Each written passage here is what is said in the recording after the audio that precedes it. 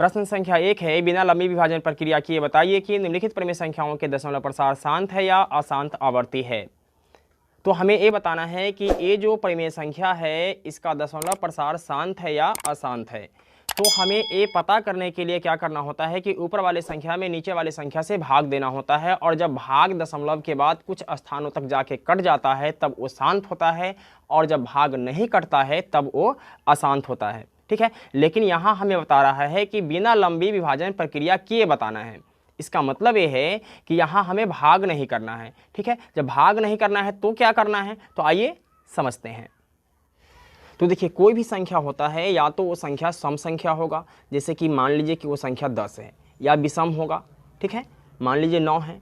अगर सम 10 है और विषम 9 है, 12 भी हो सकता है, 14 भी हो सकता है। ठीक है, तो 2 और 5 जो हैं यह एक ऐसी संख्या है जिससे कोई भी संख्या कट जाता है, जैसे कि 2 पंचे 10। ठीक है, अगर हम 9 में 5 से भाग देंगे तो 5 एकम 5, 9 में से 5 गया तो 4, 0, 0 के बदले यहाँ दशमलव होगा, 5 8 40।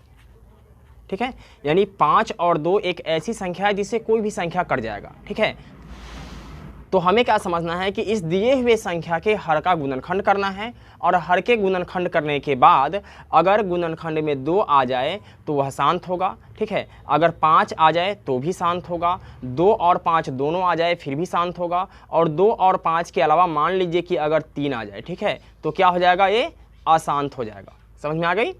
अब आगे बढ़ते हैं और सवाल को सॉल्व करते हैं।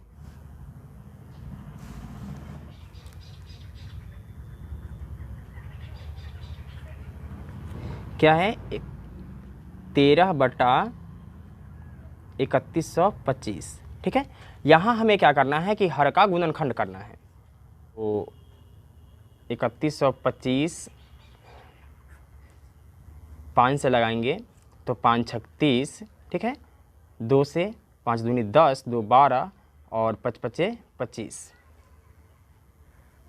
फिर 5 से लगाएंगे तो 125 पंचे 625।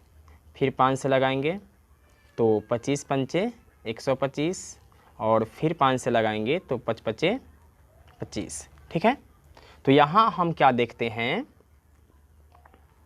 कि ऊपर में 13 है और नीचे क्या है, 3125 का गुणनखंड क्या आया, 1 2 3 4 5 बार 5 है। ठीक है ना, तो लिखेंगे 5 पर पावर कितना है, 5 है। लेकिन हमने ये बताया है कि शांत होने के लिए क्या होनी चाहिए, 2n और 5m के रूप का होना चाहिए। ठीक है, तब हमें क्या करना है कि इसको 2n और 5m के रूप का बना लेना है। ठीक है, अगर हम ऊपर में 2 पर पावर कुछ भी से गुना कर देते हैं, मान लीजिए 2 पर पावर 2 से गुना कर देते हैं, और नीचे भी 2 पर पावर 2 से गुना कर देते हैं। ठीक है, तो क्या हो जाएगा, 2 पर पावर 2 से 2 पर पावर 2 कट जाएगा। ठीक है, तो ये क्या हो गया, 2n और 5m के रूप का हो गया। तो लिखेंगे हर का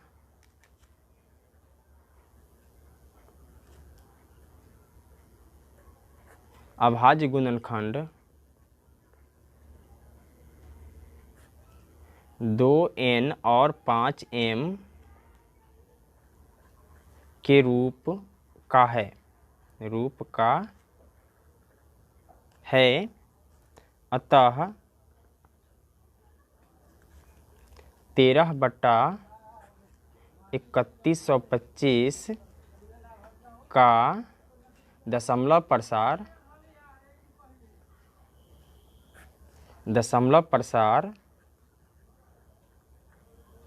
क्या होगा, शांत होगा। ठीक है, अब आगे बढ़ते हैं और प्रश्न संख्या 2 को सॉल्व करते हैं। प्रश्न संख्या 2 है 17/8। 17/8। तब हमें क्या करना है कि 8 का गुणनखंड करना है, 2 से 4 दूनी 8, 2 से 2 दूनी 4। ठीक है, अर्थात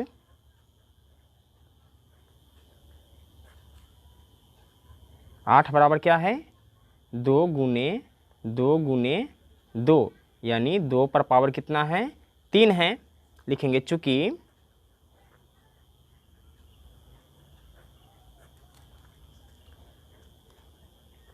8 में केवल 2 अभाज्य गुणनखंड हैं।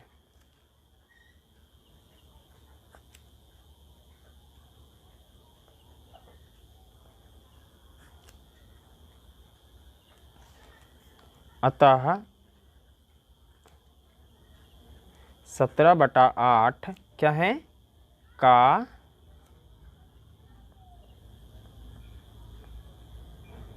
दशमलव प्रसार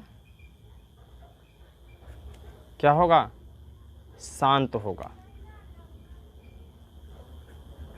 अब तीसरा प्रश्न देखते हैं क्या है। तीसरा प्रश्न है 64/455। तब यहाँ हमें 455 का गुणनखंड करना होगा। 455 का गुणनखंड करेंगे तो 5 से करेंगे, ठीक है। तो 5 × 45 और 5 एकम 5, 7 से 13 सत्ते 91 लिखेंगे। 64/455 क्या है, 5 × 7 × 13, तो लिखेंगे 5 × 7 × 13। चूँकि हर का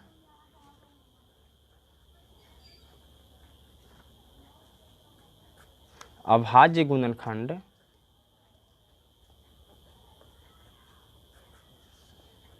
दो n × 5m के रूप में नहीं है, अतः 64/455 का दशमलव प्रसार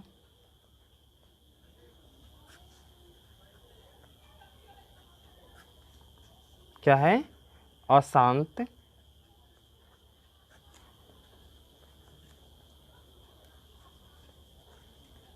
आवर्ती है।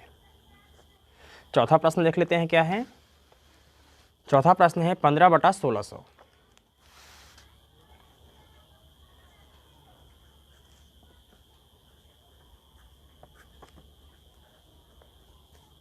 तो यहाँ हमें 1600 का गुणनखंड करना होगा।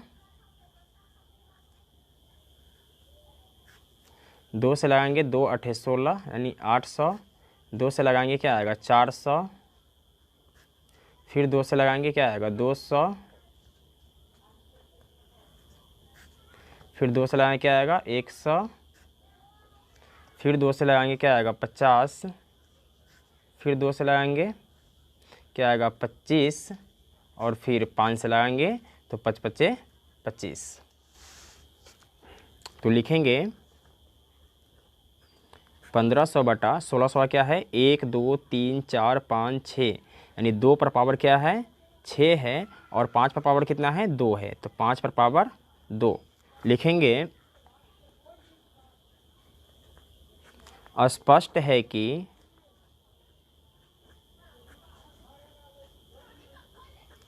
हर का अभाज्य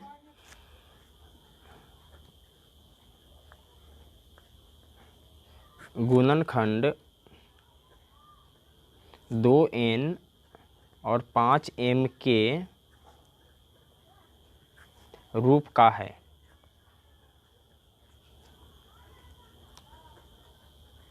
अतः 15/1600 का दशमलव प्रसार क्या होगा, शांत होगा। अगला प्रश्न है 29/343। प्रश्न संख्या 5 है 29/343। तो यहाँ हमें 343 का गुणनखंड करना है। तो 343 जो है ना 2 से कटेगा, ना 3 से कटेगा, ना 5 से कटेगा, तो इसमें हम 7 से लगाएंगे, ठीक है। तो 7 चौके 28 और 6 तो हो जाएगा ये 63। तो 7 × 63, ठीक है, 7 × 7 = 49, ठीक है। तो लिखेंगे 29/343 का अभाज्य गुणनखंड है 7 गुने 7 गुने 7, यानी 7 गुने 7 गुने 7। तो लिखेंगे हर का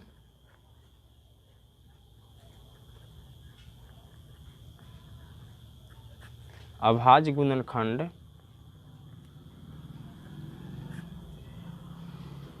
दो n और 5m के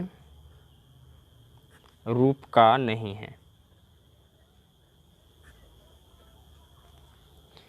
इसलिए 29/343 क्या है, का दशमलव प्रसार अशांत आवर्ती है। छठा सवाल है मेरे पास 23/2 और 5/2। तो छठा सवाल है मेरे पास 23/2 और 5/2। तो यहाँ क्या करना है कि हमें गुणनखंड नहीं करना है, यहाँ गुणनखंड करके दिया हुआ है, सिर्फ लिख देना है। तो लिखेंगे चूंकि हर का अभाज्य गुणनखंड 2n गुने 5m के रूप का है, अतः 23/2 और 5/2 का दशमलव प्रसार क्या है, शांत है। सातवां सवाल है मेरे पास 129/2, 5/7 और 7/5। तो सातवां सवाल है मेरे पास 129/2, 5/7 और 7/5। तो यहाँ भी क्या करना है कि हमें गुणनखंड नहीं करना है, यहाँ गुणनखंड करके दिया हुआ है, सिर्फ हमें लिख देना है। तो लिखेंगे चूंकि हर का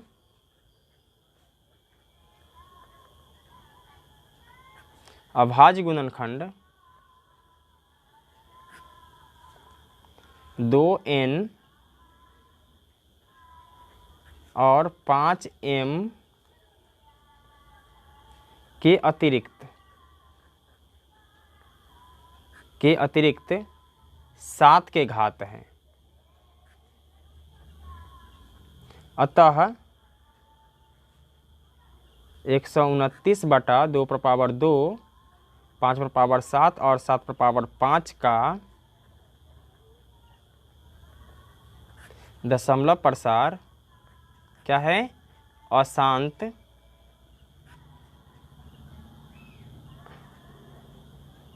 आवर्ती हैं। आठवां सवाल है मेरे पास 6/15। तो आठवां सवाल है मेरे पास 6/15। तो यहाँ क्या करना है कि 6/15 है तो इसको काट देना है, ठीक है। कैसे काटना है, 2 तिया 6 और 5 तिया ही 15। तो ये क्या हो जाएगा, 2/5 हो जाएगा। अब यहाँ लिख देना है चूँकि हर में केवल 5 अभाज्य गुणनखंड हैं, अभाज्य गुणनखंड हैं, अतः 6/15 का दशमलव प्रसार क्या होगा, शांत होगा, ठीक है। अगर 6 में आप 15 से भाग देंगे तो ये तो अशांत हो जाएगा, ठीक है। इसे आप लिखेंगे 2/5, ठीक है, का दशमलव प्रसार शांत होगा। प्रश्न संख्या 9 है मेरे पास 35/50।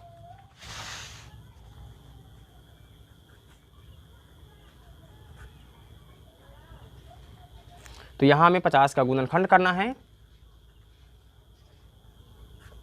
2 से लगाएंगे 25 दूनी 50, फिर 5 से लगाएंगे तो क्या हो जाएगा, 5 × 5 = 25। तो इसको हम लिख सकते हैं कि 35/2 गुने 5 गुने 5, यानी 35/2 गुने 5 पर पावर 2 लिखेंगे। चूंकि हर का अभाज्य गुणनखंड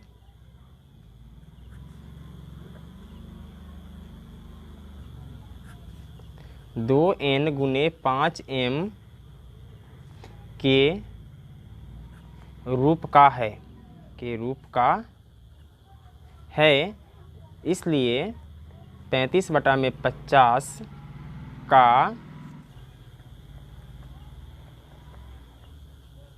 दशमलव प्रसार शांत है। 10वां सवाल है मेरे पास 77/210।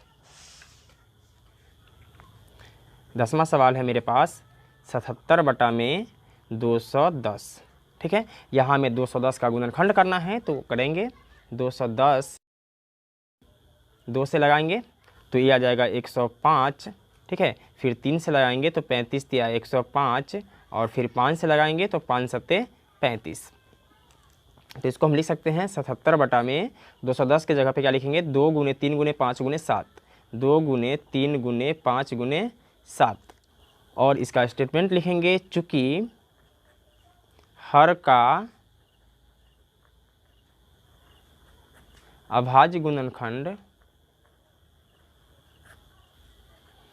2 पर पावर n गुने 5 पर पावर m के रूप का नहीं है, अतः 77/210 का दशमलव प्रसार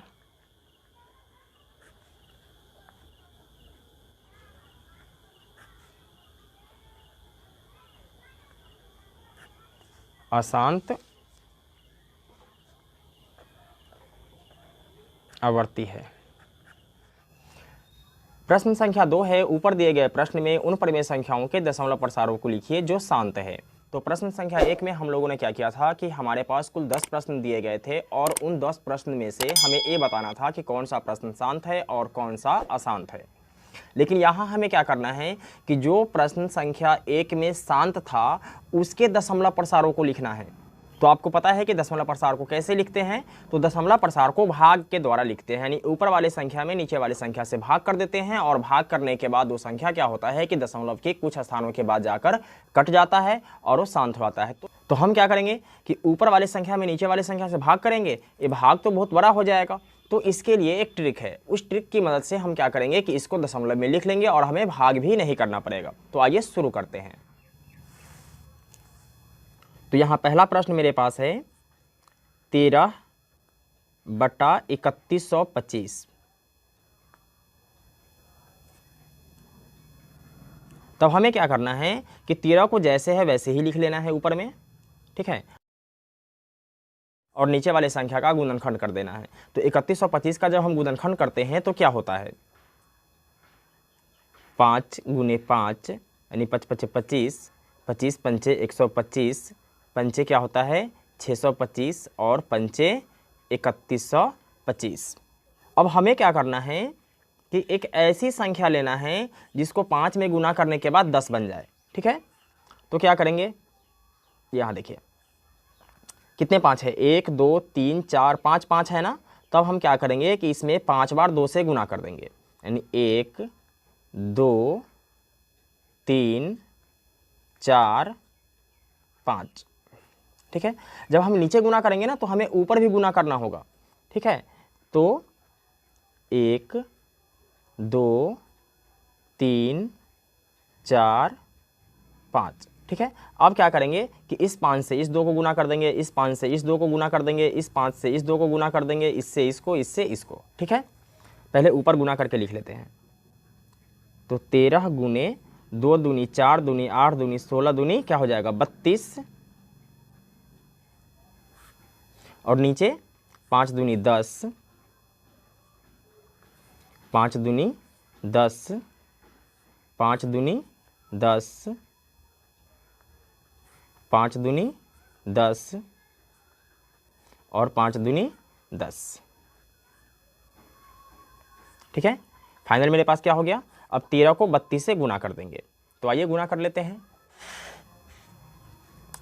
13 को करना है 32 से गुना, तो 2 तिया 6, 2 एकम 2, 3 तिया 9 और 3 एकम 3।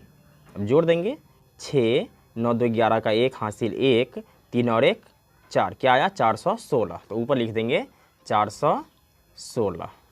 ठीक है, और नीचे क्या हो जाएगा, नीचे हो जाएगा 1 2 3 4 5, यानी 10 पर पावर क्या हो जाएगा 5 हो जाएगा।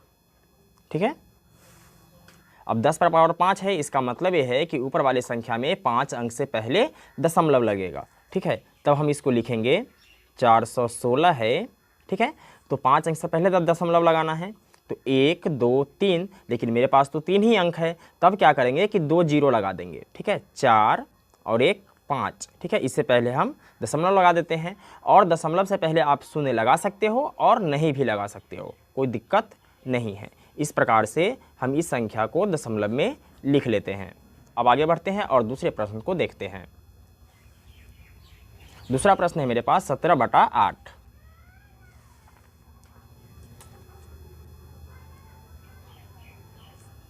सत्रह बटा 8।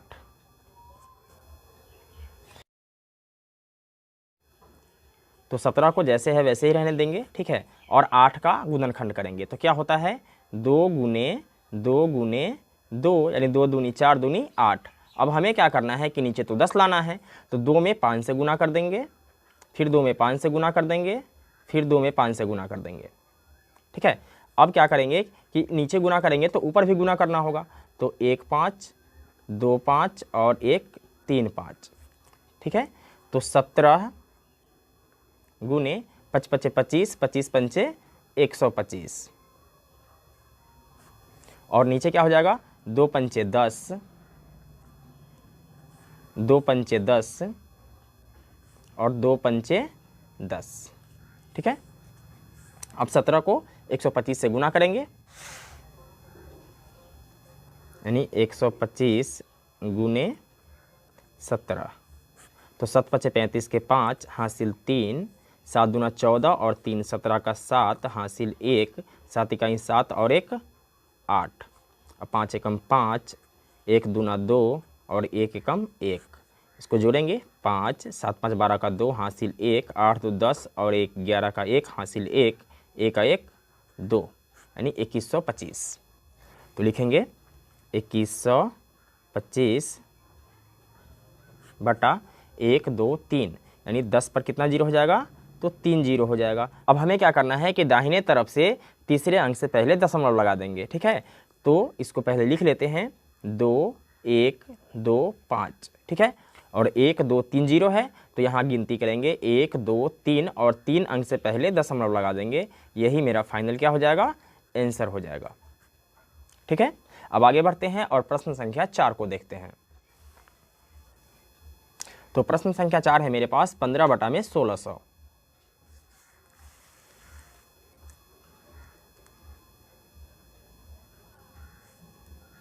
15 बटा 1600। तब 15 को जैसे है वैसे ही रहने देंगे और 1600 का गुणनखंड कर लेंगे। तो जब आप 1600 का गुणनखंड करेंगे तो क्या आता है,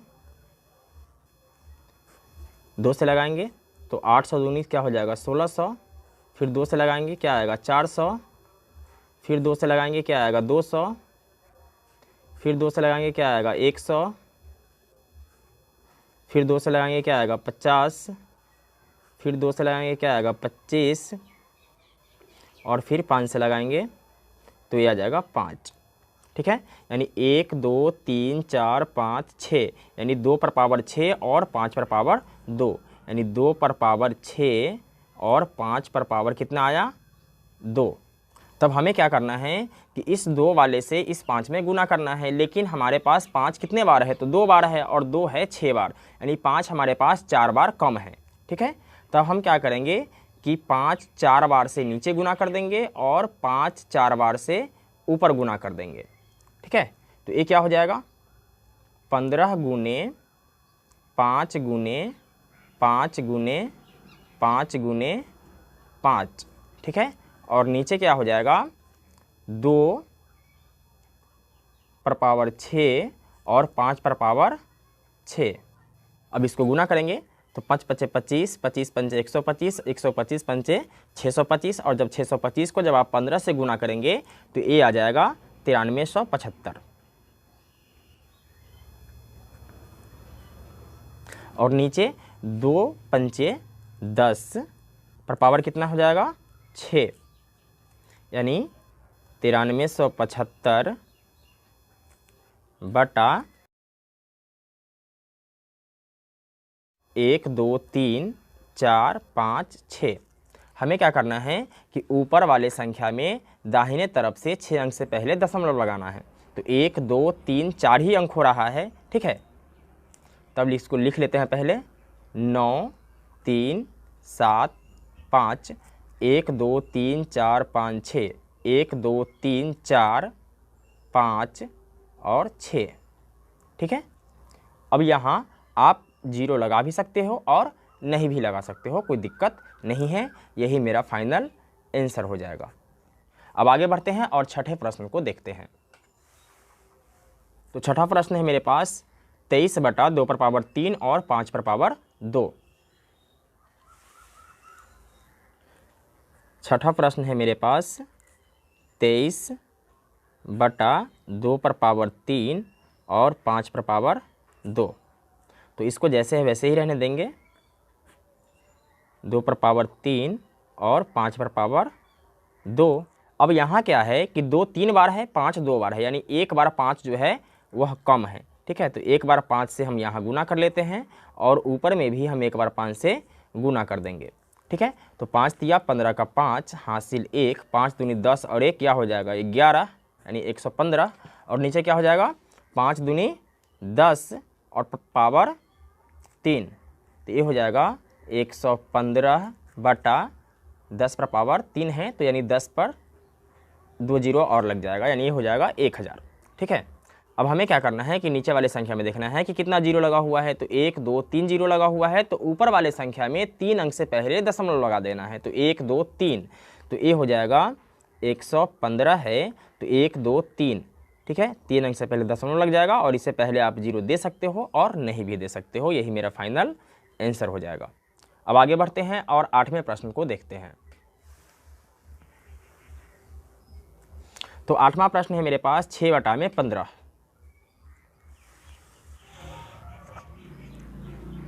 8वां प्रश्न है मेरे पास 6 बटा 15।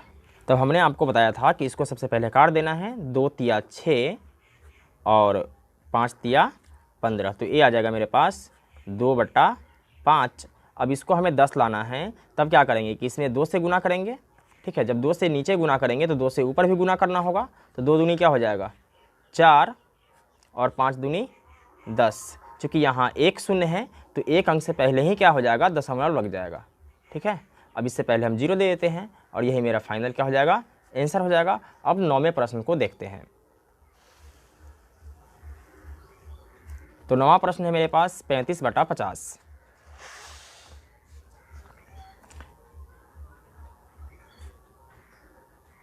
35 बटा 50। अब क्या करेंगे 35 को जैसे है वैसे ही रहने देंगे। ठीक है, और 50 का गुणनखंड कर लेंगे। तो 2 पंचे क्या होगा 10 और 10 पचे 50। ठीक है, अब यहाँ नीचे 10 लाना है, तो 5 दूनी 10 और 1 2 यहाँ कम पड़ रहा है, तो क्या करेंगे कि 1 2 से नीचे गुना कर देंगे। तो 1 2 से हमें नीचे ऊपर भी गुना करना होगा। अब 35 दूनी क्या हो जाएगा 70 और नीचे क्या हो जाएगा 5 दूनी 10 गुने 5 दूनी 10। तो ऊपर लिखेंगे 70 बटा 10 दहाई 100। ठीक, नीचे 2 शून्य है, तब हम क्या करेंगे कि ऊपर 2 संख्या से पहले दशमलव लगा देंगे। तो क्या हो जाएगा 70 है। ठीक है, 2 शून्य है तो 2 संख्या से पहले दशमलव लगाना है, तो 1 और 1 2, इससे पहले हम दशमलव लगा देंगे। ठीक है, यहाँ आप शून्य डाल सकते हो और नहीं भी डाल सकते हो, यही मेरा फाइनल आंसर हो जाएगा। प्रश्न संख्या 3 है, कुछ वास्तविक संख्याओं के दशमलव प्रसार नीचे दर्शाए गए हैं। प्रत्येक स्थिति के लिए निर्धारित कीजिए कि यह संख्या परिमेय संख्या है या नहीं है। यदि परिमेय संख्या है और p बटा q के रूप की है तो q के अभाज्य गुणनखंडों के बारे में आप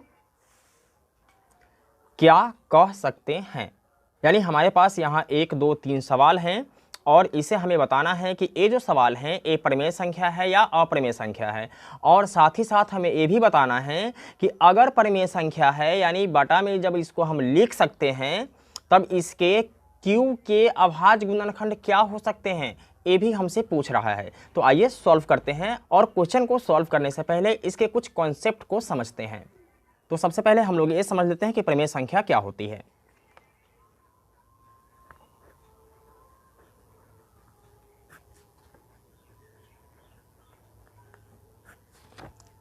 तो परिमेय संख्या हम उस संख्या को कहते हैं जिसे हम क्या करते हैं कि p बटा q के रूप में लिख सकते हैं, यानी जिसे हम बटा के रूप में लिख सकते हैं। तो ऐसी संख्या को हम क्या कहते हैं, परिमेय संख्या कहते हैं। जैसे कि मान लीजिए कि अगर कोई संख्या 2 बटा 5 है, ठीक है, तो इसका मतलब है कि ये संख्या परिमेय संख्या है। अच्छा, एक चीज़ और, ऊपर वाले संख्या में जब हम नीचे वाले संख्या से भाग देंगे ना तो ये संख्या कट जाना चाहिए, ठीक है। यानी दशमलव के कुछ स्थानों के बाद जाकर के इस संख्या कट जाता है, तब हम ऐसी संख्या को क्या कहते हैं, परिमेय संख्या कहते हैं। अगर मान लीजिए कि अगर ये संख्या नहीं कटता है तो इसका मतलब है कि ये संख्या रिपीट हो।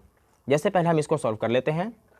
अगर हम 2 में 5 से भाग देते हैं, ठीक है, तो भाग नहीं लगेगा तो एक शून्य देंगे, इस शून्य के बदले यहाँ दशमलव लगेगा और 5 चौके 20, ठीक है, तो ये संख्या तो कट गया। मान लीजिए कि अगर कोई संख्या है 10 बटा 9, ठीक है, तो अगर हम 10 में 9 से भाग देते हैं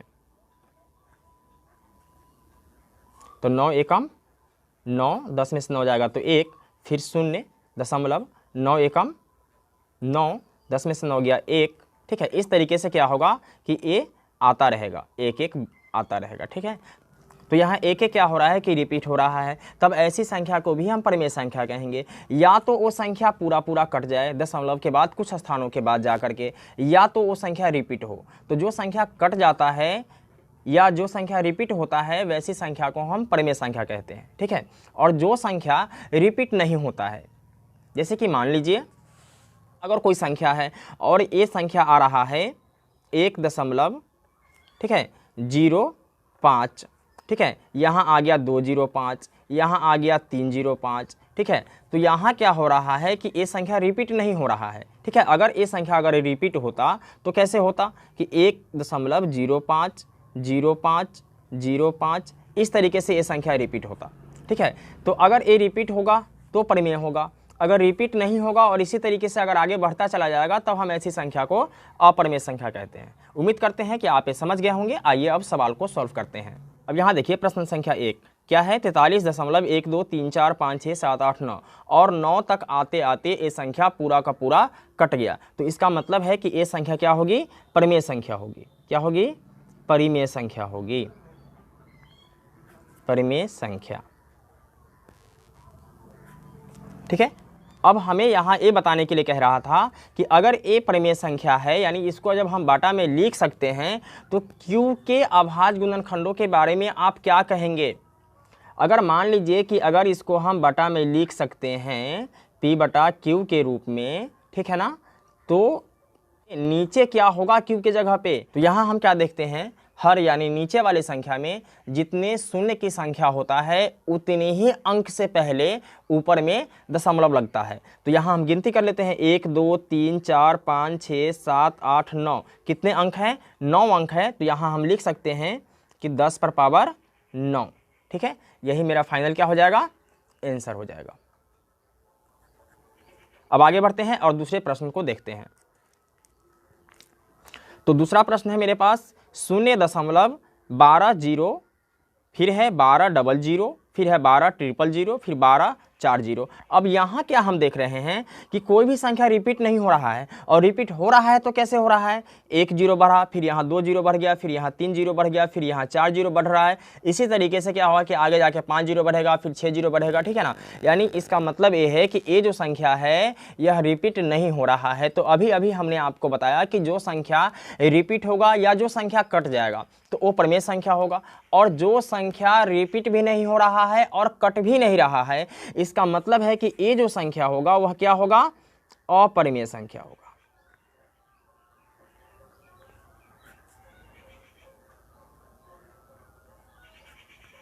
अब आगे बढ़ते हैं और प्रश्न संख्या 3 को देखते हैं। तो प्रश्न संख्या 3 है 43.123456789 और इसके ऊपर बार लगा हुआ है। तो इसका मतलब ये है कि इतने संख्या जो है वह क्या हो रहा है, रिपीट हो रहा है, ठीक है। तो हमने आपको बताया कि जो संख्या रिपीट होगा वह क्या होगा, परिमेय संख्या होगा ना। तो लिख लेंगे परिमेय संख्या, परिमेय संख्या।